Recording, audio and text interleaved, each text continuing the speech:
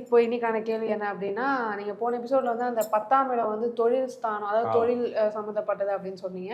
And இப்போ எங்க ஜெனரேஷன்ல வந்து எல்லாரும் வேலை பார்த்துக்கிட்டே சுயதொழிலும் செய்ய ஆரம்பிச்சிடுறாங்க.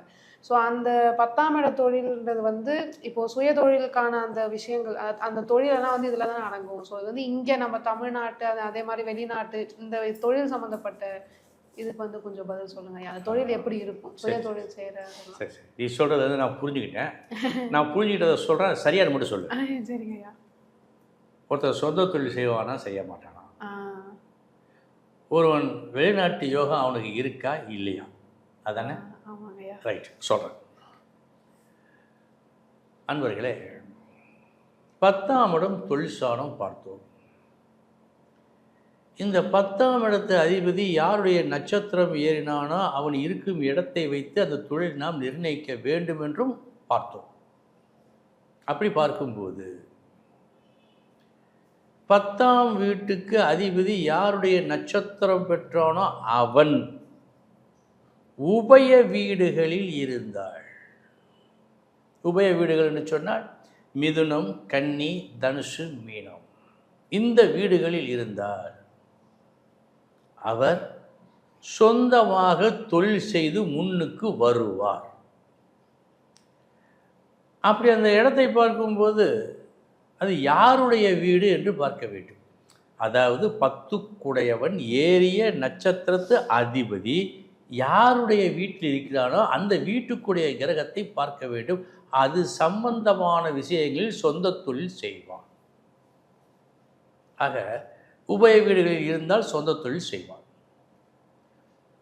அதேபோல் ஒரு சிலருக்கு வெளிநாட்டு அமைப்பு நன்றாக இருக்கும். இன்னும் சொல்ல போனால் வெளிநாட்டு யோகம் உள்ளவருக்கு பிறந்த நாட்டில் செய்யும் வேலையால் ஒரு பயனும் இருக்காது, வருமானமே இருக்காது. அவருக்கு வெளிநாட்டு பணம் தான் சித்திக்கும். அப்படிப்பட்ட அமைப்பு தான் வெளிநாட்டு அமைப்பு. ஒரு சிலர் வெளிநாட்டிலேயே நான் அங்கேயே அந்த சிட்டிசனாகவே ஆகிவிடுவார்கள். இதையெல்லாம் சொல்லுமா சாஸ்திரம்னா? சொல்லுகிறது. 10குடையவன் யாருடைய நட்சத்திரம் பெற்றானோ அந்த நட்சத்திரத்துக்கு அதிபதி ஜலராசிகளில் இருந்தார். ஜலராசி என்றால் என்ன? ரிஷபம், கடகம், துலாம், விருச்சகம், மகரம், கும்பம், மீனம், ஜலராசிகள் இந்த இடங்களில் இருந்தால்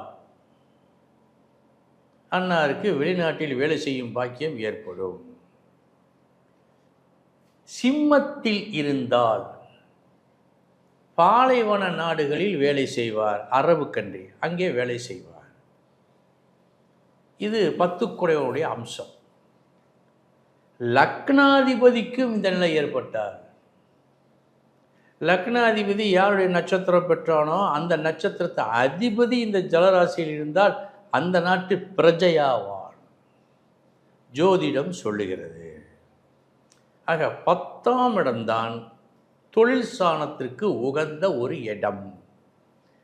அந்த வீட்டுக்குடையவன் யாருடைய நட்சத்திரம் பெற்றானோ அவன் எங்கே இருக்கின்றானோ அதை வைத்து அவர் எந்த வகையில் தொழில் செய்வார் என்று நாம் அறிந்து கொள்ள வேண்டும். இதுதாம்மா கணக்கு. 10குடையவனை வச்சு தான் நம்ம சொல்லணும்.